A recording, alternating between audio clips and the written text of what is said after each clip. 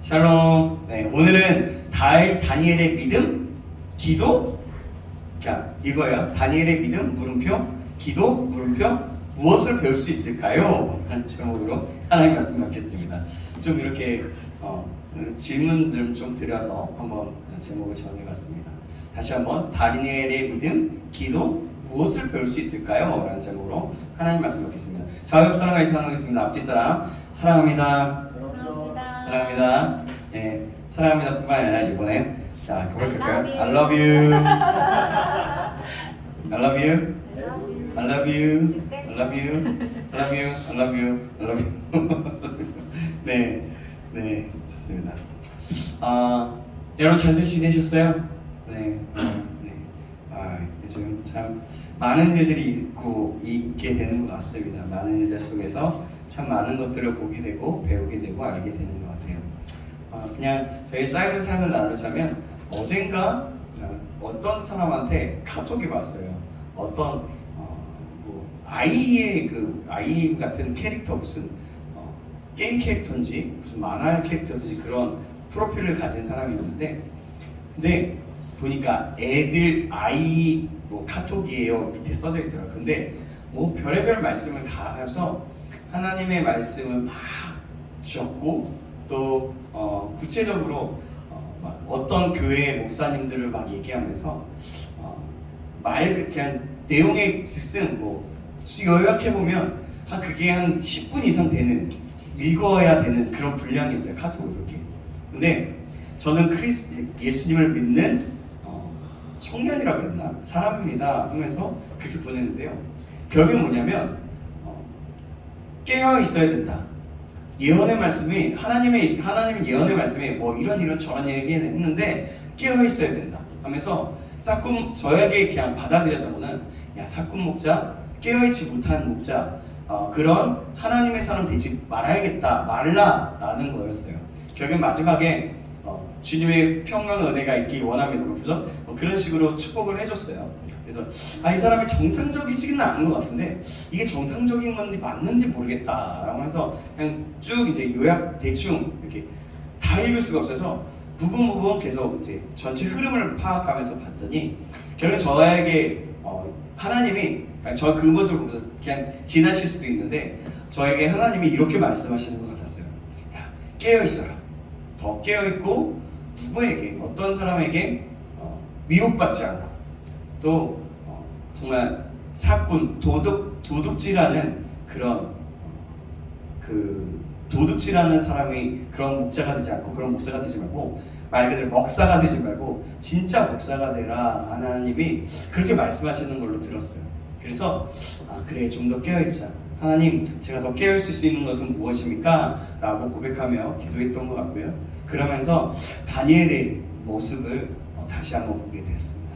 다니엘의 모습이 참 그렇게 그 모습을 보면 저희 노예의 신분에도 불구하고 하나님 앞에서 참 깨어 있었구나 라는 생각을 하게 되면서 다시 한번 이 다니엘을 참 묵상하고 다니엘을 통해서 배울 것이 무엇인가 다시 한번 좀 찾아보고 기도해보고 적용해봤던 것 같습니다. 우리는 계속해서 다니엘 6장을 통해서 다니엘이 또 어떤 믿음을 가졌고 그의 믿음의 반응이 어떤 일을 겪게 하였는지 말씀을 받았어요. 다니엘의 지혜와 믿음은요 다리오 왕에게 가장 큰 신임을 얻었어요. 그리고 다른 관리들에게 질투심을 갖게 하고 그들이 꾸민 계략으로 인해서 사자굴에 갇혀 죽게 될 뻔했지만 사자굴에는 갇혔지만 그래서 죽게 될 뻔했지만 그의 행보와 행동이 오직 하나님을 향한 믿음이었으므로 그가 죽지 않고 살 수 있었습니다. 그의 기도 시간은 또 인생에서 가장 소중한 하나님과의 만남의 시간이었다라고 우리는 말씀을 받으면서 들었고요. 그래서 그것을 포기할 수 없었고 포기하지 않았을 때 사자굴에 갇히게 되었는데 그런데 그 사자굴에서 하나님의 나라 천국을 경험하게 되어서 하나님과 함께하는, 그래서 죽지 않고 살아나고 많은 사람들이 그 기적을 보면서 하나님을 높이게 되고 특히 다리오 왕이 하나님은 정말 살아계신 분이라는 것을 알게 되고 하나님을 경홀히 여기지 못하도록 하게 되는 놀라운 역사가 일어나게 됐습니다. 이 모든 것이 하나님의 은혜였고 다니엘의 믿음이 그를 구원하였던 것이었어요. 그럼 오늘은 이 다니엘의 믿음과 기도의 모습을 통해서 정리하면서 우리가 좀 더 구체적으로 적용점을 배울 수 있는 것이 무엇인가 몇 가지 살펴보도록 하겠습니다. 지난번에는 어떻게 보면 어느 한 주제를 가지고 계속해서 그 스토리를 가지고 그 주제를 향해서 달려가서 그 주제를 정확하게 이렇게 때렸다 말씀을 전했다면 그 말씀을 전했다면 오늘은 좀 그 삶을 보면서 그의 모습을 보면서 네 가지 그리고 또 그의 믿음이 어떻게 그 기도 생활을 통해서는 네 가지 또 그의 믿음을 통해서 두 가지를 좀 보면서 살펴보면서 어떻게 적용할 수 있을지 한번 좀 말씀을 배워보도록 하겠습니다. 자 그러면 다니엘의 그 기도의 모습을 보면서 몇 가지 어떤 것을 배울 수 있을까요? 그것은 첫 번째 뭐냐면 다니엘의 신앙의 지조였어요. 자, 다니엘서 6장 7절에서 9절 말씀인데요. 제가 읽겠습니다. 그냥 나라의 모든 총리와 지사와 총독과 법관과 관원이 의논하고 왕에게 한 율법을 세우며 한 금령을 정하실 것을 구하나이다. 왕이여 그것은 곧 이제부터 30일 동안에 누구든지 왕 외에 어떤 신에게나 사람에게 무엇을 구하면 사저글에 던져넣기로 한 것이니이다. 그런즉 왕이여 원하건대 금령을 세우시고 그 조서에 왕의 도장을 찍어 메대와 바사에 고치지 아니하는 규례를 따라 그것을 다시 고치지 못하게 하옵소서 하며 이에 다리오 왕이 조서에 왕의 도장을 찍어 금령을 내리라. 아멘. 자, 금령을 세워서 이제 그것을 바뀌지 않을 수 있도록 하라는 거죠. 자, 그래서 다니엘은 그런 조서가 이루어졌어요. 다니엘은 근데 왕 외에 다른 신들이나 사람에게 구하면 사자굴에 던져넣기로 한 것을 알았어요. 그리고 이 조서에는 왕의 도장이 찍힌 것을 알았습니다. 그는 여러 독재자 왕을 섬기면서 이 도장이 얼마나 절대적인가를 잘 알고 있었어요. 그러므로 이 법을 어기게 될 때 그 결과가 무엇인지를 잘 알고 있었습니다.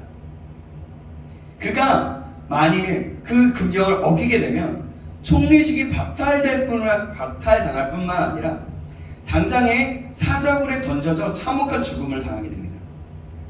사람에게는 누구나 생명에 대한 직심이 있죠. 그죠? 목숨은 하나밖에 없기 때문에 이것을 잃어버리면 권세고 명예고 물질도 다 소용이 없게 되는 것을 알고 있습니다. 그래서 목숨 앞에서는 비굴해지는 사람들이 굉장히 많아요. 일제시대에 신사참배 문제가 생겼을 때 그 신자들과 목회자들 가운데에도 목숨을 잃지 않기 위해서 신앙의 지조를 굽히고 타협했던 자가 굉장히 많았습니다. 그런데 주기철 목사님과 같이 목숨을 내놓고 신앙의 지조를 지킨 분은 소수였습니다. 주기철 목사님과 관계되어 있죠, 여기. 그죠? 맞죠? 어머니. 네, 그죠? 네, 그래요. 네, 여기 주기철 목사님의 무슨 손주의, 어쨌든 친척이에요. 친척. 그런 손주들인 거예요. 그런 자손이거든요. 여기 있는 우리 자매들이. 그렇습니다. 어쨌든 그렇게 주기철 목사님과 같이 목숨을 내놓고 신앙의 지조를 지킨 분이 별로 없어요. 그렇게 다니엘이라고 해서 근데 생명에 대한 애착이 없을 리가 없었어요. 그러므로 그가 이런 결과를 얻을 때에 할 수 있는 대로 이때를 피하고 싶었을 것입니다. 그뿐 아닙니다. 그는 원수들의 관계를 알았어요. 다른 관리들의 관계를 알았단 말이에요. 원수들이 자기 한 사람을 제거하기 위해서 불법으로 어떻게든 자기를 죽이기 위한 법을 만든 것을 알았던 거예요. 그가 이 모든 것을 알았을 때 취할 수 있는 조치가 무엇이었을까요? 그는 여러분 우선 급한 불부터 끄기 위해서 왕에게 찾아가서 자기의 억울함을 호소할 수도 있었습니다. 또 이 법은 원수들이 그 다른 관리들이 자기를 시기하게 만든 것이라고 고발하고 그 고발함으로 상황을 역전시킬 수도 있었어요. 그것도 안 되면 이 법은 단지 30일 동안만 효력이 있기 때문에 이 기간 동안에라도 은밀히 기도하라는 것을 기도하면서 그 말씀대로 아무도 안 보는 골방에 들어가 몰래 기도할 수 있었습니다. 그러나 만일 그가 현실과 타협한다면 그의 목숨은 부지될 수 있을지 모르지만 그의 인격과 신앙 앞에서는 치명적인 상처를 입게 되었던 거예요. 이것 또한 원수들이 놀리는 것이었습니다. 놀리는 것. 다니엘은요, 실제적으로 큰 위기에 직면하게 되었습니다. 그러나 다니엘은 이 모든 것을 알고도 집에 돌아가서 전에 행하던 대로 예루살렘을 향하여 창문을 열어놓고 무릎을 꿇고 기도하였습니다. 이렇게 함으로 다니엘은 하나님에 대한 신앙의 믿음의 그 지조를 지켰던 겁니다. 다니엘은 세상의 그 어떤 것보다 신앙의 지조를, 하나님을 만나는 그 시간을 가장 귀하게 여겼습니다. 그의 엄청난 권세가 박탈당하고 하나밖에 없는 귀중한 생명을 잃는다 할지라도 그의 신앙의 지조만큼은, 그의 신앙만큼, 그 믿음만큼은 꺾을 수가 없었던 겁니다. 그가 그렇게 신앙의 지조를 잃는다는 것은 생명을 잃는 것보다 더 큰 고통이었던 거예요. 히브리서 11장에는 신앙의 지조를 지키기 위해서 목숨까지도 바쳐서 투쟁하는 그런 믿음의 용사들, 믿음의 조상들, 믿음의 선지들의 이야기가 나옵니다. 어떤 이들은 돌로 치는 것과 톱으로 펴는 것을 당하고, 어떤 이들은 양과 염소의 가죽을 입고 유리하면서 궁핍과 환난과 학대를 당하기도 했어요. 그러나 이런 것들이 그들의 신앙의 지조를 꺾을 수가 없었습니다. 오히려 믿음의 뿌리를 더욱 깊이 내리게 하고 하나님의 나라에 대한 소망을 더욱 불타게 할 뿐이었던 겁니다. 그래서 히브리서 기자는 이런 사람은 세상이 감당하지 못한 사람이다 라고 말씀합니다. 우리 크리스천들은요, 우리 성도들은요, 우리 주 예수님께 대한 그 충성심과 순결과 애정을 가짐으로써 신앙의 지조를 지켜야 합니다. 믿는다고 하면서도 세상의 그 작은 유익 때문에, 때로는 작은 핍박 때문에, 또 내가 조금 더 내 몸이 조금 덜 피곤하기 위해서, 또 마음이 변하고 신앙의 지조를 지키지 못한다면 진정한 크리스천, 성도라 할 수 없다라는 겁니다. 우리는 어떤 손해와 아픔이 있을지라도 예수님께 대한 신앙의 지조만큼은 꼭 지켜야 합니다. 이것이 바로 성도로서의 올바른 자세인 거예요. 우리 모두가 이 사실을 기억하며 신앙의 지조를 지키는 자가 되길 주님의 이름으로 축원합니다. 아멘. 그래요. 이 신앙의 지조가 그만큼 중요합니다. 자, 그럼 오늘 다니엘의 믿음과 기도를 통해서 배울 수 있는 것 두 번째는 무엇일까요?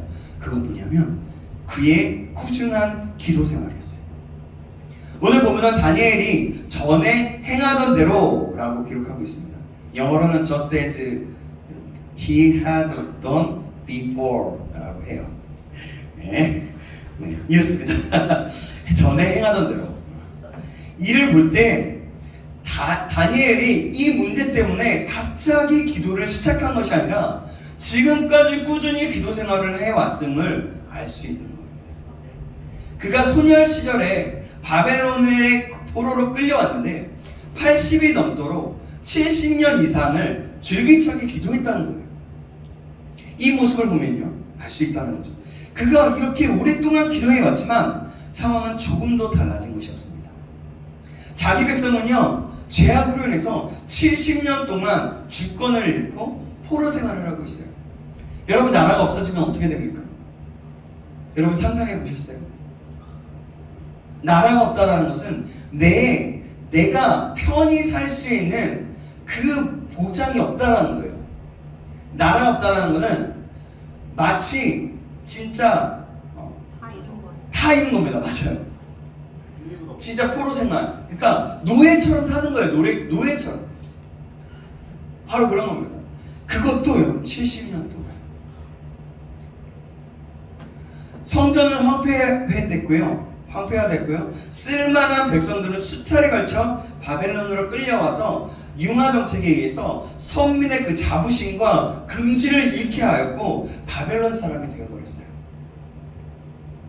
이세들은요, 유다 말을 할 줄 몰라서 느헤미야가 머리털을 뽑을 지경처럼 그 이세대를 보면서 머리털을 뽑아서 막 정말 마음이 아파서 힘들어할 정도로 그렇게 되어버렸어요. 자기의 이름도 생각도 모든 사고도 다 바벨론화 되는 거예요. 9장에 나타난 다니엘의 기도를 보면 그가 자기 백성의 절망적인 상황을 잘 알고 있었다는 것을 볼 수 있어요. 다니엘서 9장 16절에서 17절 말씀 제가 읽겠습니다. 주여 구하옵나니 주는 주의 공의를 따라 주의 분노를 주의 성 예루살렘 주의 거룩한 산에서 떠나게 하옵소서. 이는 우리의 죄와 우리 조상들의 죄악으로 말미암아 예루살렘과 주의 백성이 사면에 있는 자들에게 수치를 당함이니이다. 그러하온즉 우리 하나님이여 지금 주의 종의 기도와 간구를 들으시고 주를 위하여 주의 얼굴 빛을 주의 황폐한 성소에 비추시옵소서. 라고 기도합니다.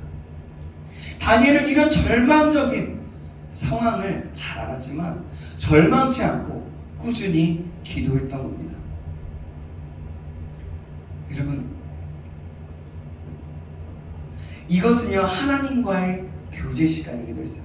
그러기에 하나님과 그 교제 시간은 그 다니엘에게서 절대로 포기할 수 없었고, 이것을 이 기도 생활을 통해서 이 기도 생활이 목숨이 위태로움으로 다가올지라도, 계속해서 나를 공격한다고 할지라도, 세상의 어떤 핍박이나 위협도 그의 기도 생활을 중단시키지 못했다는 겁니다. 다니엘의 기도는요 그 거대한 바벨론의 군사력과 비교해 볼 때 연약한 자의 하소연처럼 보이지만 실제적으로 보면 위로부터 큰 힘을 덧입는 원천이 됐던 겁니다. 그의 기도 생활은요 그의 개인의 믿음의 중심을 지키게 했을 뿐만이 아니라 하나님의 보좌를 움직여서 세상의 역사의 흐름을 바꿔놓는 위대한 곳이었어요. 그의 기도를 통하여서 하나님은 일하셨고, 이 세상에 그 세상의 모든 것들을 보좌를 움직여서 세상의 역사의 흐름을 완전히 바꿔놓게 했거든요. 여러분 상상해 보십시오. 만약에 다니엘이 그런데 만약에 나의 기도가 그런 세상의 판도를 바꾸는 기도였다면 여러분 어떻겠습니까? 놀랍지 않아요? 내가 그 도구로 그 사람, 내가 하나님의 내 기도를 통해서 하나님이 그렇게 역사하신다면, 야 정말 흥분되고 놀랍지 않겠어요? 정말 감사하지 않겠어요? 다니엘은 그런 기도를 하면서 날마다 어떠한 상황과 상관없이 변함없이 항상 기도를 했던 겁니다. 꾸준하게 말이죠.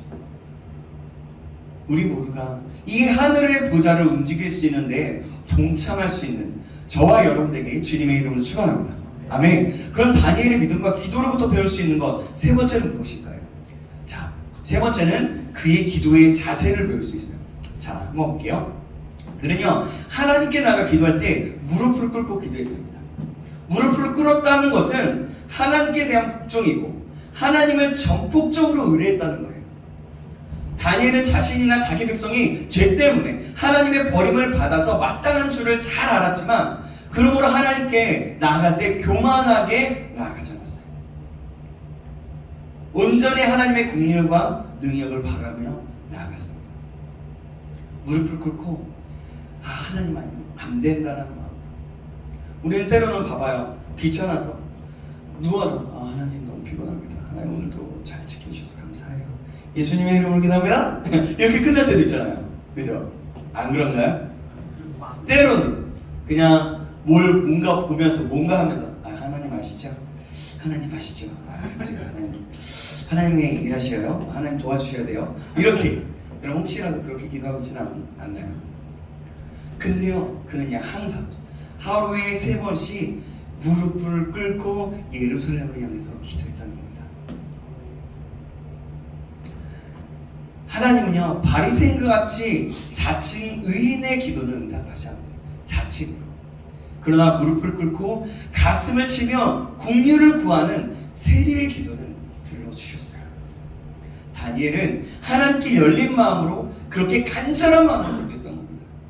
하나님은 다니엘은 자기 집으로 돌아가서 그 방에 예루살렘을 향해서 그 열린 창에서 하나님께 그렇게 무릎을 꿇고 간절히 구했다는 겁니다. 예루살렘을 향했다는 것은 그의 마음이 하나님께로 향했다는 거예요. 그는 하나님께로 향해서 항상 마음의 문을 열려 있었습니다. 그는 열린 마음으로 그렇게 기도했던 겁니다. 이뿐 아니라 전에도 말씀드렸죠. 그는 하나님께 감사하는 자세로 하나님께 기도했어요.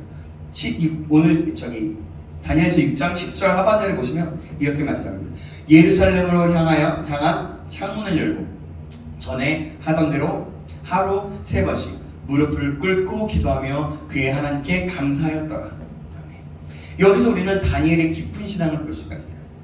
그는 하나님께 항상 감사했다는 겁니다. 전에도 얘기했지만요. 현재 그의 형편은 도저히 감사할 수 없는 상황으로 보여요. 생각해보세요. 포로예요. 노예예요. 근데 감사하기도 하나님이 그를 총리로 세우셨어요. 그 나라를 다스리시는 관리로 세우셨습니다.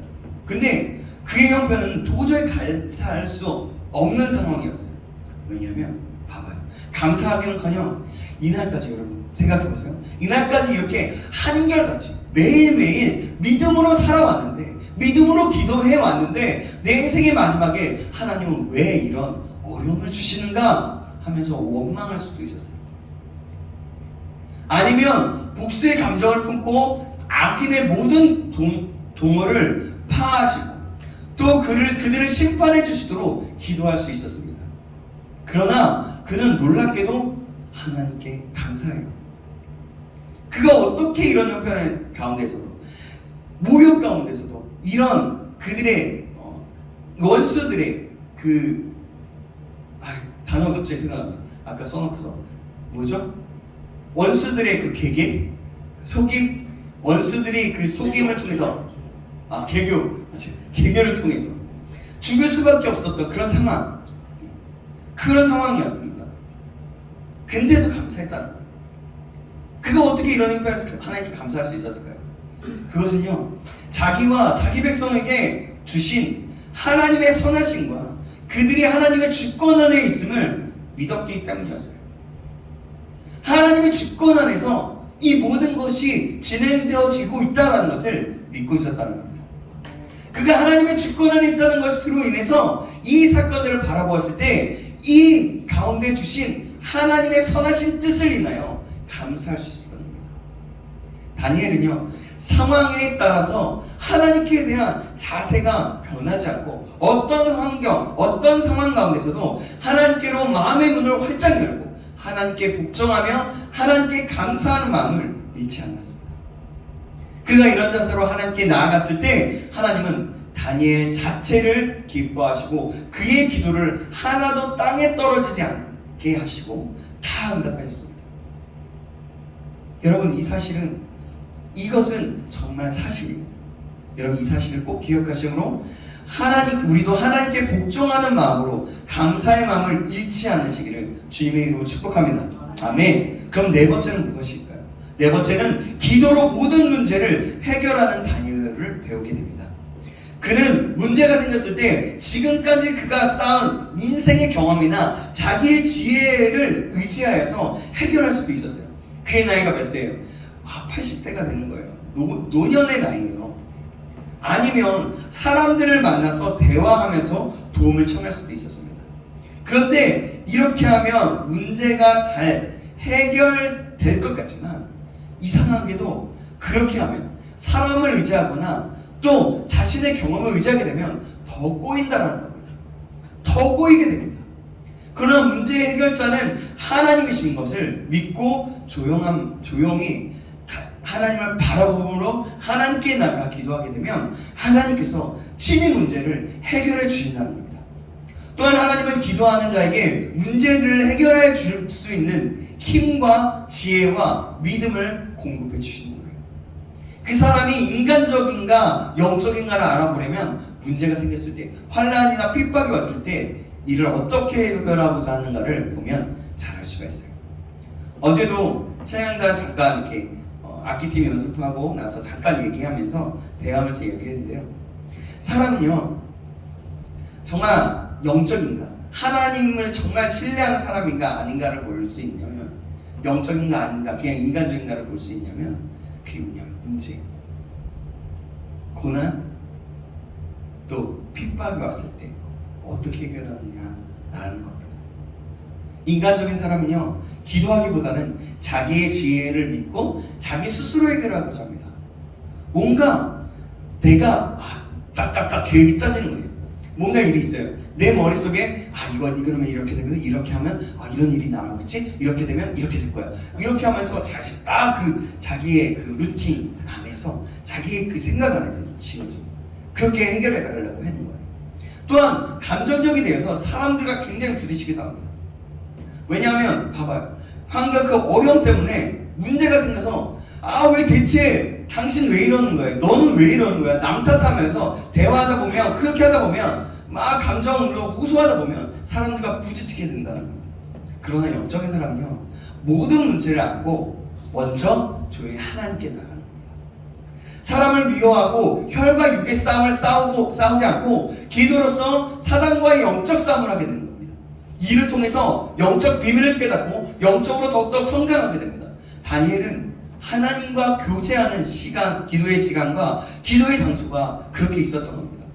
그래서 그는 이를 통해서 하나님과 교제하며 하나님으로부터 는 지혜와 그 총명을 얻었고 위로와 힘을 공급받을 수 있었던 겁니다. 그에게 있어서 기도는 영적 생명을 유지하는 생명줄이었던 거예요. 기도 시간은 다니엘에게 가장 행복한 시간이고 가장 유익한 시간이었고 가장 어떤 것과도 바꿀 수 없는 시간이었던 겁니다. 그는 이를 통해서 죄악된 이방 문화에 동화되지 않고 영적 생명을 유지할 수 있고 승리할 수 있었어요. 우리는 아무리 바쁘고 또 어려움이 있다 할지라도 기도의 시간, 기도의 장소를 가지는 것은 굉장히 중요한 겁니다. 아니, 절대적으로 가져야 할 그리스도인의 덕목인 거예요. 사랑하는 여러분, 사단이 가장 두려워하는 자가 어떤 사람인지 아십니까? 기도하는 사람. 그렇습니다. 바로 기도하는 사람입니다. 우리가 이 사실을 기억함으로 다니엘처럼 기도의 시간과 장소를 가질 수 있기를 주님의 이름으로 축복합니다. 아멘. 그래요. 다니엘은 이런 자였던 겁니다.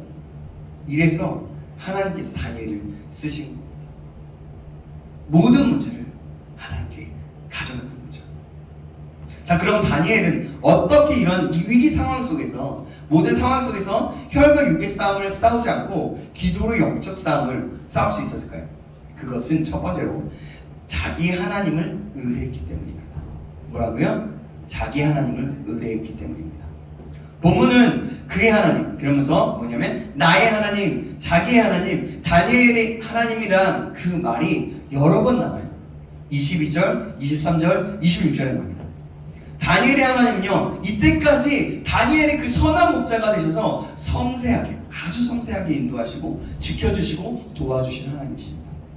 그가 믿음으로 살도록 도와주시고 믿음으로 살 때 승리를 주신 하나님이시라는 겁니다. 그는 그래서 전심으로 자기 하나님을 사랑하고 자기 하나님을 전폭적으로 신뢰하였어요.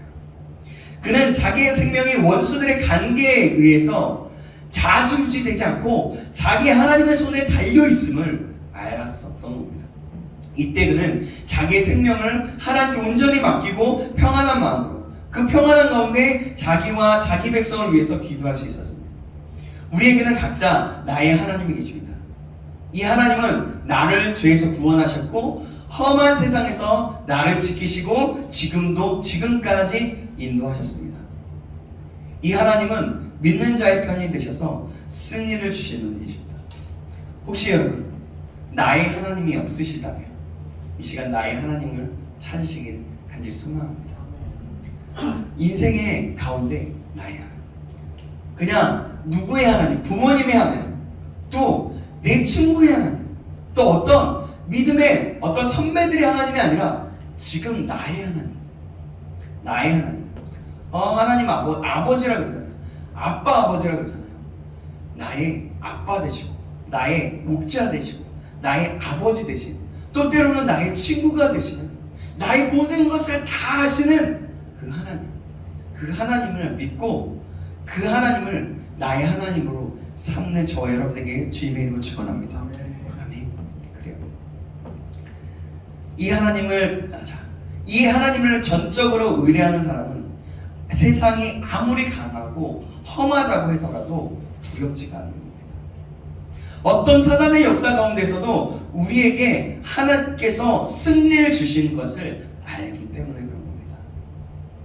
사랑하는 여러분, 저와 여러분이 이 사실을 꼭 기억하기를 주님의 이름으로 축복합니다.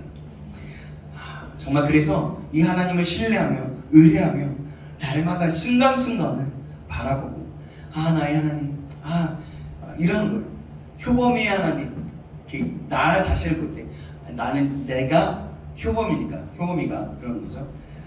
효범이의 하나님, 나의 하나님 이러는 거예요. 겸호의 하나님, 나의 하나님. 우리 일용 집사님이니까 일용의 하나님, 죄송해요. 네, 나의 하나님 이렇게 하는 거죠. 이렇게 이럴 수 있게 되길 바랍니다. 자, 다니엘이 이런 또 위기 상황 속에서 혈과 육의 싸움을 싸우지 않고 기도의 영적 싸움을 싸울 수 있었던 이유가 또 있습니다. 두 번째로 그게 뭐냐면 다니엘은 진리가 승리할 것을 믿었어요. 진리가 승리할 것을 믿었습니다. 자, 22절 말씀 한번 같이 볼까요? 22절 말씀을 우리 같이 한번 읽어보겠습니다. 시작. 나의 하나님이 이미 그의 천사를 보내어 사자들의 입을 봉하셨으므로 사자들이 나를 상하여하지 못하였사오니 이는 나의 무죄함이 그 앞에 명백함이 오며 또 왕이여 나는 왕에게도 해를 끼치지 아니하였나이다. 아멘. 자, 다니엘은 지금까지 하나님 앞에 아무런 사심 없이 하나님의 영광을 위하여 살았어요. 그런 영광을 위한 삶을 살았다는 거죠. 그는 순결함과 그 의를 지켰어요. 하나님의. 그러므로 그는 조금도 부끄러울 것이 없었던 사람입니다. 그가 신앙적인 문제로 고소를 받을 때 이 때문에 망할 것이라 생각하지 않았습니다. 오히려 자기를 시기하고 괴계를 꾸미는 자들이 망할 것을 믿었어요. 그러므로 그는 자기에게 불리한 조서가 만들어지고 왕의 도장이 찍힌 것을 알고도 조금도 흔들리지 않고 진리의 편에서 분명히 섰습니다. 겉모술수를 쓰며 자기 꾀를 믿고 사는 사람들이 잘 되는 것 같고, 여러분 우직하게 진리대로 사는 사람들은 손해보는 것 같고 망하는 것 같이 보일 때가 있어요. 이 세상을 보면요, 그렇지 않아요? 그러나 이것은 굉장히 아주 극히 일시적인 거예요. 결국 진리는 승리하게 되는 것입니다. 하나님은 살아계셔서 진리 편에 서 계십니다. 우리는 다만 진리를 위하고 진리를 위해서 싸우면 하나님께서 승리를 주시는 겁니다. 그러므로 다니엘은요, 끝까지 인간적인 싸움을 싸우지 않고 진리의 편에 서서 진리를 위해서 싸울 수 있었다는 겁니다. 다니엘이 바로 그랬던 겁니다. 다니엘의 하나님은 다니엘을 보호하시기 위해 굶주린 사자의 입도 봉하시고 사자의 얼굴에 잔잔한 미소를 띠게 하셨습니다. 상상해 보는 거예요. 생각해 보세요. 이게 좀 이렇게 두리번거리면서 있지만 그렇지 않았을까요? 아니면 막 고통 중에 배고픈데 입을 막아가지고 막 봉하고 있었을까요? 저는 그렇지 않았을 것 같아요. 사자가 함께 있을 때 다니엘이 평안할 수 있도록 하나님과 함께 있으면서 그 사자도 함께 웃고 미소를 지으며 있지 않았을까요? 이렇게 상상해 봅니다. 그래요. 하나님은 그렇게 다니엘을 보호하셨을 뿐만 아니라 그의 무죄함도 증거해 주셨어요. 왕은 다니엘의 말을 듣고 심히 기뻐서 다니엘을 사자굴에서 올리도록 명령했습니다. 그들이 다니엘을 굴에서 올린즉 그 몸이 조금 더 상하지 않았다는 것을 우리 말씀을 통해서 보고 있어요. 이는 그가 자기 하나님을 의뢰하였기 때문이었습니다. 하나님은 자기를 의뢰하는 다니엘을 눈동자와 같이 보호해 주셨어요. 하나님은 자기를 의뢰하는 자를 책임지시고 보호해 주시고 인도해 주십니다. 하나님은 그래서 다니엘에게 승리를 주셨다는 겁니다. 그러나 반면에 다니엘을 삼소한 자들은 사자굴에 던져지도록 명하였고, 굴에 닿기도 전에 사자들이 그를 움켜잡아서 그 뼈를 부서뜨리기까지 했습니다. 그렇습니다. 여러분, 그리고서 26절, 27절의 말씀에는 이렇게 말씀하고 있습니다. 제가 26절, 여러분이 27절 말씀 읽어주시겠습니다. 이렇게 읽고 저 마무리하도록 하겠습니다. 내가 이제 조서를 내리노라. 내 나라 관할 아래에 있는 사람들은 다 다니엘의 하나님 앞에서 떨며 두려워할지니 그는 살아계시는 하나님이시요 영원히 변하지 않으실 이시며 그의 나라는 멸망하지 아니할 것이요 그의 권세는 무궁할 것이며 그는 구원도 하시며 건져내기도 하시며 하늘에서든지 땅에서든지 이적과 기사를 행하시는 이로써 다니엘을 구원하여 사자의 입에서 벗어나게 하셨음이라 하였더라. 아멘. 이거 안 읽으면 어떡해요? 이 그 통쾌한 말씀인데요. 이거 읽어야지. 읽자고 했는데. 네. 자, 그래요. 여러분, 이 티키타카가 돼야 되는데, 아쉽네 이게. 봐봐, 여러분, 다니엘을 하나님 앞에 두렵고 이 정말 놀라운 말씀이에요. 이거 다리오 왕은요 하나님 믿지도 않았어요. 근데 하나님 앞에서 떨며 살아계시는 하나님이시라고 얘기하면서 영원히 변치 않으시고 그의 나라는 멸망하지 않고 그의 권세는 무궁하고 그는 구원도 하시고 건져내기도 하시고 하늘에서든지 땅에서든지 이적과 기사를 행하시는 분이다.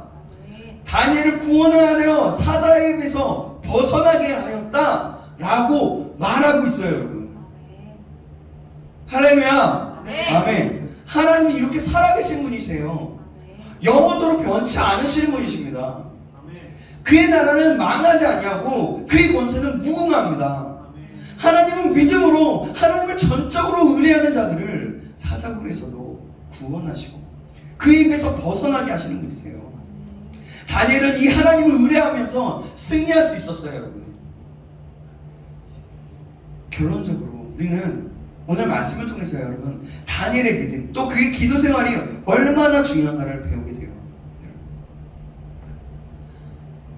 다니엘 한 사람의 그 꾸준한 기도는요 메대와 바사의 그 군사력보다 훨씬 힘이 있었던 겁니다. 생각해 보세요. 그때 메대와 바사는요 그때 당시 그 땅 가운데서 그곳에서 굉장히 큰 군사력이었고 세계를 뒤흔들 만한 그런 군사력이었어요. 근데요 다니엘 한 사람의 그 꾸준한 기도가 그 메대와 바사의 어떤 군사력보다 훨씬 힘이 셌다라는 겁니다. 사시는 하나님, 나의 하나님을 의뢰하고 무릎을 꿇고 기도함으로 승리의 인생을 살아갈 수 있어야 된다는 겁니다. 다니엘은 바로 이런 하나님을 알고 그런 승리의 인생을 살았던 겁니다. 우리 한 사람 한 사람이 다니엘과 같은 기도의 용사로 성장해 나갈 수 있기를 주님의 이름으로 축원합니다. 아멘. 여러분, 하나님은 정말 살아계시는 분이세요. 그냥 마지막으로 강조하고 끝낼게요. 살아계시고 영원히 변치 않으세요. 하나님의 나라는 영원히 망하지 않는 것이고 그의 권세는 정말 무궁무궁합니다. 이렇게 표현할 수밖에 없어요. 근데 그 하나님을 전적으로 믿고 신뢰하는 자는 그 하나님과 함께하면서 그 영원 무궁토록 변치 않으시고 살아계시는 그 하나님과 함께 동행함으로 하나님과 함께 날마다 살아갈 수 있다는 겁니다. 여러분, 이 사실을 꼭 기억하시기 바랍니다. 이 세상은요 정말 이 세상은요 그 마귀의 힘을 가지고 우리를 억누르고 이 하나님을 신뢰하지 못하고 잃어버리게 하도록 굉장히 애를 쓰고 우리의 연약한 부분을 톡톡 건드리면서 막 분되게 하고 무너지게 하고 그렇습니다. 그러나 여러분, 우리가 이러한 하나님을 신뢰하기 시작할 때 하나님은 우리를 새롭게 하시고 우리를 통해서 다니엘과 같은 그런 일들을 행하시게 되는 겁니다. 아멘. 우리가 모두가 이 사실을 꼭 기억함으로 우리 승리하며 다니엘과 같은 믿음의 사람들에게 다시 한번 주님의 이름으로 축원합니다. 아멘. 기도하겠습니다. 사랑의 하나님, 오늘도 깨닫는 은혜를 주님을 감사합니다. 다니엘의 믿음의 기도를 보면서 도전을 받았습니다. 우리도 그처럼 하나님께 대한 온전한 신뢰가 있게 하시고 어떤 환경과 어려움 속에서도 승리케 하신 그리고 그 승리케 하신 하나님을 믿으며 하나님 앞에 간구하는 사람 될 수 있도록 인도하여 주옵소서. 살아계시고 영원토록 변치 않으시며 망하지 아니하시고 그 권세에 무궁한 권세를 가지신 그 하나님을 온전히 믿으며 온전히 신뢰하고 나아갈 수 있는 그런 사람 될 수 있도록 인도하여 주시옵소서. 살아계신 우리 주 예수 그리스도의 이름으로 기도합니다. 아멘.